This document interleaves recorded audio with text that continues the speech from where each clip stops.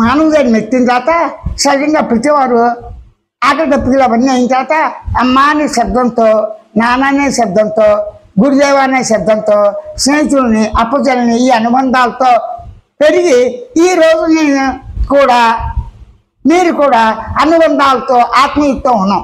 అనుబంధం దేంతో ఉంది? మనకి మధ్య నుంచి ఉందా లేదా కదా ప్రసక్తి. మధ్య వచ్చి రావచ్చు, మధ్య పోవచ్చు.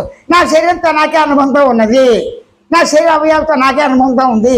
తల, ముండం, కాళ్ళు, చేతులు ప్రతి అవయవంతో, నరాలతో, ఎముకలతో, దానిలో కొవ్వుతో, సూక్ష్మ క్రిములతో, లోపల అనారోగ్యం, ఆరోగ్యం మొత్తం అన్నిటితోనే నాకు అనుబంధం ఉంది.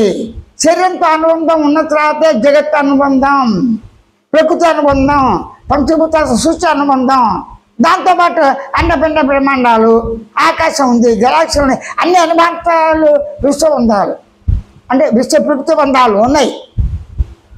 కనీసం మనకు ఉండాలి. పైకి వెళ్ళి ఇంకా అవి ఉన్నాయి, ఇవన్నీ మనం ఇప్పుడు టీవీల ద్వారా చూస్తాం.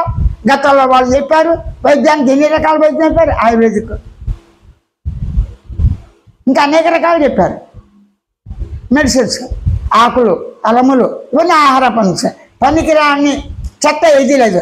సమస్త జీవులకి ఏదో ఒక జీవులు ఆహారంగా ఉపయోగపడతాయి. మన మల పదార్థం కూడా పంట అయ్యి పంట మళ్ళీ ఆహార రూపంగా మనకు వస్తుంది. అంటే పరిణామం. ఈ పరిణామం దేని వల్ల కలిగింది?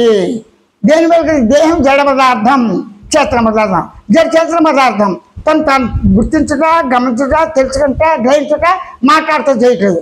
ఈ విధంగా పంచభూతాలు కానీ, పంచకోశాలు కానీ, పంచ జ్ఞానేంద్రియ కర్మేంద్రియ ప్రాణేంద్రియాలు కానీ, నిద్రాకాల మెలకులు కానీ, త్రిగుణాలు కానీ, ఎన్ని రకాలు చెప్పినా కోపం, తాపం, శోకం, కామక్రోధాలు, ఈ గుణాలు ఇవన్నీ ధర్మాలు, గుణాలు, లక్ష్యాలు అన్నీ తనకే ఉన్నాయి. అన్నీ తనకే ఉన్నాయి. ఎలా తెలిసింది? ఆత్మ చేత. ఆత్మ అంటే ఎవరు? నేనే ఆత్మను, స్వయం ఆత్మను, అహం ఆత్మని, అహం జిజ్ఞాస అంటే నా గురించి నాకే జిజ్ఞాస, నేను గురించి నేనే తపన, నేను గురించి నేనే తనకు తానే స్వయంగా ఉన్నాను ఉనికితో, స్వయంగా ఉన్నాను అనుభవంతో, చైతన్యంతో, చిత్ పదార్థంతో, సత్ పదార్థంతో, ఆనందంతో, సహజంగా సచ్చిదానందంతో, సహజంగా మౌనంగా పరిపూర్ణంగా స్వేచ్ఛతో నేను ఉన్నాను.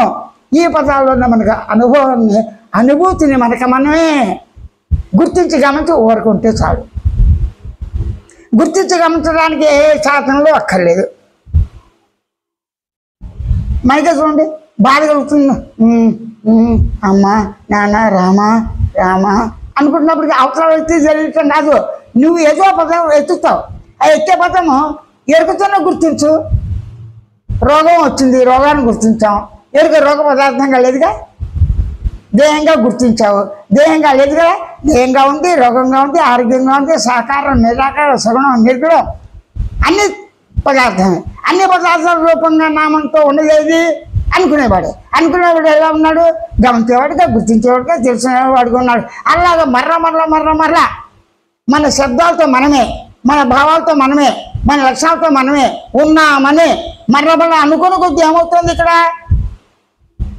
సహజంగా ఉన్న సుఖ దుఃఖాలకి అవకాశం ఇవ్వకుండా తన స్వస్వరూపమైన స్థిరమైన ఆనందంతో, ఉనికి ఆనందంతో, సత్ ఆనందం అంటే సత్ ఆనందం, సన్మయ ఆనందం, చిన్మయ ఆనందం, ఆనందమయ ఆనందంతో, మౌన ఆనందంతో, పరిపూర్ణంతో ఉన్నాను అన్న సహజ స్వరూపాన్ని, నా తత్వాన్ని, నా నైజాన్ని నేను స్వయంగా ఉన్నట్లుగానే ఉన్నాను అని అవగాహనతో ఉన్నాను.